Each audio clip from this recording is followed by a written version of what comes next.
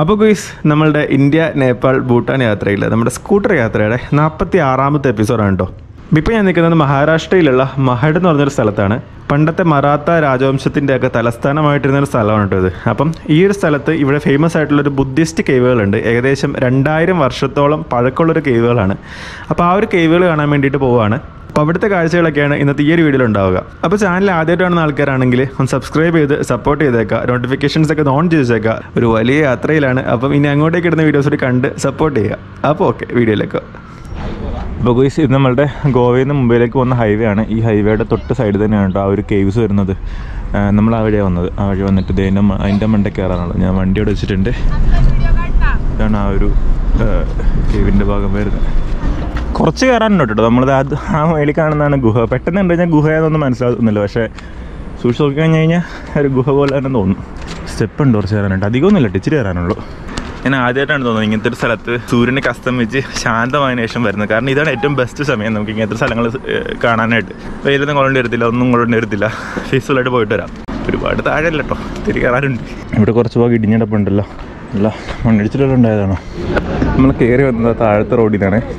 നമ്മൾ മേലെത്തിയിട്ടുണ്ട്. അപ്പോൾ ഗോയ്സ്, ഈ ഒരു ഗുഹകളെ പറ്റിയിട്ട് 1-2 കാര്യങ്ങൾ പറഞ്ഞുതരാം കേട്ടോ. അപ്പോൾ ഈ ഗുഹകൾ സ്ഥിതി ചെയ്യുന്ന ഈ ഒരു സ്ഥലത്തിനെ പാല എന്നാണ് കേട്ടോ പറയുന്നത്. പാലയിലത്തെ ബുദ്ധിസ്റ്റ് കേവുകൾ അഥവാ ഗാന്ധാര പാലെ കേവുകൾ എന്നാണ് ഈ ഒരു ഗുഹയ്ക്ക് പറയുന്നത്. അപ്പോൾ ഈ ഒരു ഗുഹ ഗോവയിൽ നിന്ന് മുംബൈയിലേക്ക് പോകുന്ന ഹൈവേയോട് ചേർന്ന് തന്നെയാണ് സ്ഥിതി ചെയ്യുന്നത്. അതായത് NH-66ൻ്റെ തൊട്ടടുത്ത് തന്നെയാണ് ഈ ഒരു ഗുഹകൾ സ്ഥിതി ചെയ്യുന്നത് കേട്ടോ. ഗൂഗിൾ മാപ്പിൽ ഗന്ധാരപാലെ ബുദ്ധിസ്റ്റ് കേവ്സ് എന്നാണ് കൊടുത്തേക്കുന്നത്. അപ്പോൾ ഈ ഒരു സ്ഥലം സ്ഥിതി ചെയ്യുന്നത് 2 നദികൾ ചേരുന്ന സ്ഥലത്താണ്. ഗാന്ധാരി നദിയും അതുപോലെ തന്നെ സാവിത്രി നദിയും. അപ്പോൾ ഇവിടെ മൊത്തം 28 ഗുഹകളാണ് കേട്ടോ ഉള്ളത്. 28 ഗുഹകളിൽ 20 എണ്ണം മുകളിലാണ് സ്ഥിതി ചെയ്യുന്നത്. ബാക്കിയുള്ള 8 എണ്ണം താഴത്തെ നിലകളിലാണ് സ്ഥിതി ചെയ്യുന്നത്. മുകളിലേക്ക് ഇപ്പം ടൂറിസ്റ്റുകൾക്ക് എൻട്രൻസ് അലൗഡ് അല്ല. ആ ഒരു ഭാഗങ്ങളൊക്കെ കാലപ്പഴക്കം നിന്ന അവസ്ഥയിലായതുകൊണ്ട് തന്നെ അങ്ങോട്ടേക്ക് ടൂറിസ്റ്റുകൾ അലൗഡ് അല്ല. താഴത്തെ ഗുഹകളിലൊക്കെ നമുക്ക് കയറി കാണാനും ഒക്കെയുള്ള അനുവാദമുണ്ട്. ഈ 28 ഗുഹകളിൽ 9ാമത്തെയും 11ാമത്തെയും 24ാമത്തെയും ഗുഹകൾ പ്രെയർ ഹോളുകളാണ്. ഈ പ്രെയർ ഹോളുകൾക്ക് പൂജാഗൃഹം എന്നാണ് പറയുന്നത്, അഥവാ കത്യാർ ഗൃഹ എന്നൊക്കെ പറയും. ബാക്കിയുള്ള 25 എണ്ണം വിഹാരാസ് ആണ്. വിഹാരാസ് എന്ന് പറയുന്നത് ആളുകൾ താമസിക്കുന്ന സ്ഥലങ്ങളാണ്. താമസിക്കുകയും മെഡിറ്റേഷനൊക്കെ ചെയ്യുകയൊക്കെ ചെയ്യുന്ന സ്ഥലങ്ങളാണ്. അപ്പോൾ ഇതിൻ്റെ കറക്റ്റ് എക്സാക്റ്റ് പഴക്കം എത്രയാണെന്നൊന്നും നമുക്കറിയില്ല. ഏകദേശം ഒരു 2ാം നൂറ്റാണ്ടിൻ്റെയും 5ാം നൂറ്റാണ്ടിൻ്റെയും ഇടയിൽ ഉണ്ടായ ഗുഹകളാണെന്നാണ് പറയപ്പെടുന്നത്. അപ്പോൾ അതൊക്കെയാണ് ഈ ഒരു ഗുഹയെ പറ്റിയിട്ടുള്ള കാര്യങ്ങൾ. ഇതെല്ലാം ഓരോ റൂമുകളാണ്. കറക്റ്റ് ഒരാൾക്ക് ഒന്നല്ല, ഒരു 3-4 പേർക്ക് താമസിക്കാനുള്ള സ്ഥലവും സൗകര്യമൊക്കെ ഉണ്ട്. പിന്നെ ഇതൊക്കെ ജനലുകളായിട്ട് വേണമെങ്കിൽ കണക്കാക്കാം. അപ്പോൾ ഇതിനുള്ള വ്യൂ നോക്കി അടിപൊളി.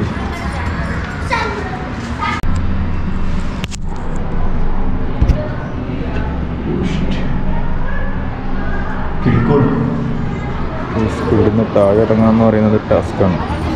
വഴി കയറി വന്നാണ്. ഇവിടുന്നുള്ള വ്യൂ അടിപൊളിയാണുണ്ടോ. അത്യാവശ്യം നല്ല കറക്കം വ്യൂ ആണ്. സമയം ഇപ്പോൾ 6 മണി ആവാറായി. അതാണ് ലൈറ്റൊക്കെ പോയി തുടങ്ങി. ഇവിടെ ഇങ്ങോട്ടേക്ക് ഒരുപാട് ചെറിയ ഗുഹകളുണ്ട് കേട്ടോ. ആ ഒരു ഭാഗത്ത് മെയിൻ ഇതല്ലാണ്ട് ഈ ഒരു ഭാഗത്തൊക്കെ വേറെയും കുറേ ഗുഹകളുണ്ട്. പിന്നെ മണ്ടയ്ക്കൊക്കെ വരിഞ്ഞ് കയറാൻ പറ്റും. മുകളിലേക്ക് സ്റ്റെപ്പ് ഉണ്ടല്ലോ, അതൊക്കെ ഇങ്ങനെ പോയി കഴിഞ്ഞാൽ മുകളിൽ കയറാൻ പറ്റും എനിക്ക് തോന്നുന്നു. മുകളിലേക്ക് പോയി നോക്കാം. ശിവലിംഗം പോലുണ്ടല്ലേ ഇത്.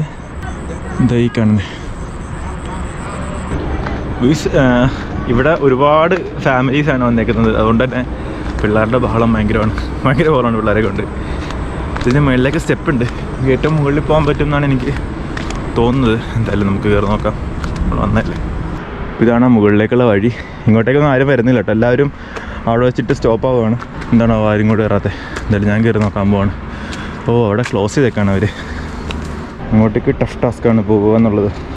ഇവിടുന്ന് കഴിഞ്ഞൊരു സുഖം ഉണ്ടാവില്ല.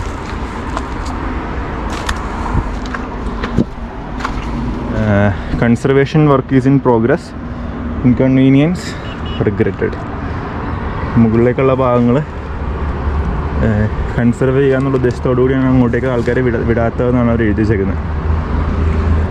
ഞാൻ നേരത്തെ പറഞ്ഞില്ലേ, ഗോവയിൽ നിന്ന് മുംബൈയിലേക്കുള്ള ആ ഒരു ഹൈവേ ആണത്. അപ്പോൾ അതുകൊണ്ട് തന്നെ ഇവിടുന്ന് മുംബൈയിലേക്ക് പോകുന്നവരോ അല്ലെങ്കിൽ മുംബൈയിൽ നിന്ന് ഗോവയിലേക്ക് വരുന്ന ആളുകളോ ഒക്കെ തീർച്ചയായിട്ടും ഇവിടെ ഒരു ബ്രേക്ക് എടുക്കും. ഇത് ഹൈവേയുടെ തൊട്ടടുത്താണ്. ഒരു 5 മിനിറ്റ് ഹൈക്ക് ചെയ്യാനുള്ളതേ ഉള്ളൂ, 5 മിനിറ്റ് കയറാനുള്ളതേ ഉള്ളൂ. പെട്ടെന്ന് മുകളിലെത്താം. അപ്പോൾ അതുകൊണ്ട് തന്നെ ഫാമിലീസ് ആണെങ്കിലും അല്ല കപ്പിൾസ് ആണെങ്കിലും ഒക്കെ പ്രിഫർ ചെയ്യും ഈ ഒരു സ്ഥലം. അപ്പോൾ ഗോയ്സ് ഞാൻ ആ ഒരു ബുദ്ധ കേവിൽ നിന്ന് ഇറങ്ങിയില്ല കേട്ടോ. ഞാൻ അവിടെ തന്നെയാണ്. സമയം ഇപ്പോൾ ഒരു 7 മണി 7:30 ആയിട്ടുണ്ട്. ഭയങ്കര ആൾക്കാരുണ്ടായിരുന്നു, കുറേ പേരുണ്ടായിരുന്നു. അപ്പോൾ ബഹളമൊക്കെ ഉണ്ടായിരുന്നു. അപ്പോൾ അവരൊക്കെ പോകാൻ വേണ്ടിയിട്ട് വെയിറ്റ് ചെയ്തൊക്കെയായിരുന്നു. അപ്പോൾ അവരൊക്കെ പോയി. ഇപ്പം കഴിഞ്ഞ 1 മണിക്കൂറായിട്ട് ഞാൻ മാത്രമേ ഉള്ളൂ. ഒരു സോളോ വൈബ് ഉണ്ടല്ലോ, ആ സോളോ വൈബ് ആസ്വദിക്കാനാണ് ഇവിടെ ഇരുന്നിട്ട്. മനുഷ്യരും മൃഗങ്ങളും ഒന്നുമില്ല എന്നാണ് എൻ്റെ വിശ്വാസം. മനുഷ്യരെന്തായാലും ഇല്ല, മൃഗങ്ങളൊന്നും ഇല്ല എന്നാണ് എൻ്റെ വിശ്വാസം. ഇവിടെ നിന്ന് എന്തായാലും ഒരു 10-15 മിനിറ്റ് താഴേക്ക് നടക്കാനുണ്ട്. ഞാൻ കുറച്ചുകൂടി കൂടി ഇരുന്ന് ആ ഒരു വൈബൊക്കെ അടിച്ച് സോളോ വൈബൊക്കെ അടിച്ചിട്ട് പതുക്കെ എന്തായാലും ഇറങ്ങുന്നുള്ളൂ കേട്ടോ. ഇവിടുന്ന് താഴേക്ക് നോക്കുമ്പോൾ വ്യൂ ഒക്കെ അടിപൊളിയാണ്. പക്ഷേ അത് ക്യാമറയിൽ എത്രത്തോളം കിട്ടുമെന്ന് എനിക്ക് അറിഞ്ഞൂടാ. നൈറ്റ് ആയതുകൊണ്ട് തന്നെ ഗോപ്രോ കൊണ്ട് ഭയങ്കര ഇതൊന്നും ഉണ്ടാവില്ല. അപ്പോൾ ഇവിടെ അങ്ങനെ ടൈമിംഗ് ഒന്നുമില്ല. 24 മണിക്കൂറും ഇതിങ്ങനെ തുറന്നെടുക്കുകയാണ്. ആർക്ക് വേണമെങ്കിലും വരാം. രാത്രിയാണെങ്കിലും പകലാണെങ്കിലും ഒക്കെ വരാനുള്ള ഓപ്ഷൻ ഉണ്ട്. പിന്നെ എനിക്ക് തോന്നുന്നു നൈറ്റ് വേണമെങ്കിൽ നമുക്ക് ക്യാമ്പ് ചെയ്യാവുന്ന ഒരു സ്ഥലമാണ്. പക്ഷേ ആരെങ്കിലും ഇവിടെ ടെൻറ്റ് അടിച്ചിട്ടുണ്ടോ എന്ന് എനിക്കറിയാൻ പാടില്ല. എന്തായാലും ഇവിടെ നോക്കാനൊന്നും ആരുമില്ല. ഞാൻ ഇവിടുത്തെ നൈറ്റ് ലാബ്സ് എടുത്ത് നോക്കിയായിരുന്നു. കാര്യമായിട്ടൊന്നും കിട്ടിയില്ല. പക്ഷേ ഒരു 10-20 മിനിറ്റ് വെച്ചപ്പോഴത്തേക്ക് ഒരു 5 സെക്കൻഡ് ഒരു ചെറിയ വീഡിയോ കിട്ടി. ഏതാണ് ഇതാ കിട്ടിയത്. ഇപ്പോൾ ഓക്കെ, ആ പരീക്ഷണം പളിപ്പോയി. എന്തായാലും നമുക്ക് താഴേക്ക് ഇറങ്ങാം. താഴെ എത്തിയിട്ടാണ്. അപ്പോൾ സുഹൃത്തുക്കളെ, ഞാൻ ആ ഒരു കേവ്സൊക്കെ കയറി ഇറങ്ങിയിട്ട് താഴെ തിരിച്ചെത്തിട്ടോ. ഇതിപ്പോൾ ഹൈവേ ആണ്. എൻ്റെ മുകളിൽ കാണുന്നത് ഹൈവേ ആണ്. ഞാൻ തിരിച്ച് നമ്മളെ റൂമിലേക്ക് പോവാണ്. റൂമിലേക്ക് പോകല്ല, ടൗൺ ഏരിയയൊക്കെ ഒന്ന് കറങ്ങിയിട്ട് ഫുഡ് കഴിക്കണം. എന്തെങ്കിലും കഴിച്ചിട്ട് ഞാൻ റൂമിലേക്ക് പോകും. ഇനി വീണ്ടും ഞാൻ ഇറങ്ങണ്ടല്ലോ അപ്പോൾ അതിന് വേണ്ടിയിട്ട്. അപ്പോൾ അങ്ങനെ എന്തായാലും ഇവിടുന്ന് പതുക്കെ നമുക്ക് പോവാം. ഗോയ്സ്, നമുക്ക് ഈ മഹഡ് ടൗണും കാര്യങ്ങളൊക്കെ ഒന്ന് അടിപൊളിയായിട്ട് എക്സ്പ്ലോർ ചെയ്യാനുണ്ട്. മഹഡിൽ ഇവിടുത്തെ ഈ ഒരു ലോക്കൽ ഏരിയാസും ഇവിടുത്തെ ഈ ഒരു മാർക്കറ്റുകളും ഒക്കെ എക്സ്പ്ലോർ ചെയ്യണമെന്ന് ആഗ്രഹമുണ്ട്. അതുപോലെ തന്നെ ചവദാർ തല എന്ന് പറഞ്ഞിട്ടുള്ള സ്ഥലമുണ്ട്. നമ്മുടെ ഡോക്ടർ BR അംബേദ്കർ സാബോട്ട് റിലേറ്റഡ് ആയിട്ടുള്ള ഒരു കഥയൊക്കെ ഉണ്ട് അവിടെ.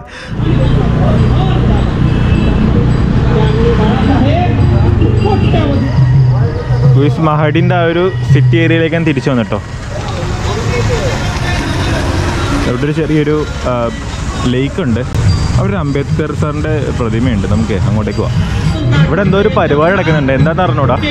പാട്ടൊക്കെ വെച്ചിട്ടുണ്ട്.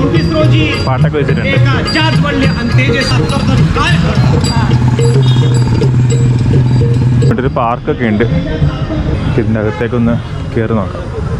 ഈ ഒരു സ്ഥലത്തിന് ചവദാർ തല എന്നാണ് പറയുന്നത്. അതായത് 1927 മാർച്ച് 20-ാം തീയതി അന്നത്തെ തൊട്ടുകൂടായ്മയും തീണ്ടായ്മയും ഒക്കെ ഉണ്ടായിരുന്ന ആ ഒരു കാലഘട്ടത്തിൽ ഇവിടുത്തെ ഈ ഒരു പബ്ലിക് ടാങ്കിൽ നിന്നും വെള്ളം കുടിക്കാനായിട്ട് താഴ്ന്ന ജാതിക്കാർക്ക് അവകാശമില്ലായിരുന്നു. അപ്പോൾ അതിനെതിരെ പോരാടി ഇവിടെ സത്യാഗ്രഹം ഇരുന്നിട്ട് അന്ന് ആ നേടിയെടുത്തതിൻ്റെ ഓർമ്മയ്ക്കായിട്ടാണ് അദ്ദേഹത്തിൻ്റെ ഒരു പ്രതിമയോട് വെച്ചേക്കുന്നത് കേട്ടോ. ഈ കാണുന്നത് അന്നത്തെ ആ ഒരു ടാങ്കാണ്. ഇത് ഡ്രിങ്കിങ് വാട്ടറായിട്ട് അന്ന് പാവപ്പെട്ട ആൾക്കാർക്ക് ഉപയോഗിക്കാനുള്ള അനുവാദമില്ലായിരുന്നു. ആ ഒരു മാർച്ച് 20-ാം തീയതി ഇന്ത്യയിൽ സോഷ്യൽ എംപവർമെൻറ്റ് ഡേ ആയിട്ടാണ് ആചരിക്കുന്നത്. ഞാൻ ഇവിടെ നിന്ന് ഇറങ്ങുകയാണെ. നമുക്ക് പകൽ എന്തായാലും ഇവിടെ നിന്ന് വരാം. പകൽ സമയത്ത് വന്നിട്ട് ആ ഒരു അംബേദ്കർ സാറിൻ്റെ പ്രതിമയൊക്കെ അപ്പം കാണാം. ഇവിടെ നിന്ന് പതുക്കെ പുറത്തേക്ക് ഇറങ്ങാം. അപ്പോൾ സുഹൃത്തുക്കളെ, നമുക്ക് എന്തെങ്കിലും ഫുഡ് കഴിക്കണം. അപ്പോൾ ഞാൻ ഇവിടെയാണ് ശരിക്കും രാവിലെ ആദ്യം വന്നത് കേട്ടോ. മലൂസരെ ഖാണാവി. ഇവിടെ നമ്മൾ ഒരുപാട് റെസ്റ്റോറൻറ്റുകളിൽ പോയിട്ടുണ്ടെങ്കിലും ആദ്യമായിട്ടാണ് ഒരിടത്ത് അകത്തേക്ക് കയറുന്നതിന് മുമ്പായിട്ട് ചെരുപ്പ് ഊരിപ്പിക്കുന്നത് കേട്ടോ. എനിക്കിഷ്ടപ്പെട്ടു, കൊള്ളാം. അകത്തൊരു വീട് പോലെ തന്നെ കാണുന്ന സ്ഥലമായതുകൊണ്ടായിരിക്കണം ചെരുപ്പ് ഊരിയിട്ടിട്ട് ആൾക്കാർ ഭക്ഷണം കഴിക്കാൻ വേണ്ടി കയറുന്നത്. ഞാൻ ശാകാഹാരി റൈസ് പ്ലേറ്റ് വെജ് മീൽസ് ചപ്പാത്തിയുണ്ട്, പപ്പടമുണ്ട്, പിന്നെ എന്തോ ഒരു സംഭവമുണ്ട്. ഇത് മോരുണ്ട്. ഇത് എന്ത് കറിയാണെന്ന് അറിഞ്ഞു. സാമ്പാർ പോലുണ്ട്, രസം എന്തോ. ഇത് കഴിക്കട്ടെ. ഇതിന് പൗട്ടെന്നാണ് പറയുന്നത്. നമ്മുടെ സാമ്പാർ പോലൊക്കെ ഇരിക്കും, പക്ഷേ അവിടെ അതിൻ്റെ ഉള്ളിൽ പയറാണ് ഇടുന്നത്. മുളപ്പിച്ച പയറുകളുണ്ടല്ലോ, മുളപ്പിച്ച പയറുകളും ഉരുളക്കിഴങ്ങിന് ഇവിടെ ബട്ടാട്ട എന്ന് പറയുന്നത്. ഇവിടെ വെച്ച് പരിചയപ്പെട്ടാണ് കേട്ടോ. हाय ब्रदर, आपका नाम क्या है? मुदस्सिर भाई। അദ്ദേഹത്തിൻ്റെ ഫാദറാണിത്. ഷക്കീൽ ബാബു. ഇവിടെ വെച്ച് ഇപ്പം നമ്മൾ പരിചയപ്പെടാൻ നമസ് ഹസൻ ഉസ്താദാണ്. ഞാൻ തിരിച്ച് റൂമിൽ വന്നിട്ടുണ്ട്. ഇനിയിപ്പോൾ ഞാൻ പുറത്തൊന്നും പോകുന്നില്ല. എനിക്ക് വീഡിയോസ് എഡിറ്റ് ചെയ്യാനുണ്ട്. ഇപ്പോൾ ഞാൻ എൻ്റെ പരിപാടികൾ നോക്കട്ടെ. അപ്പോൾ ഈ ഒരു വീഡിയോയുടെ വൈൻഡപ്പ് ചെയ്തേക്കാണ്. നാളെ നമുക്ക് ചെറിയ പ്ലാനുകളുണ്ട്.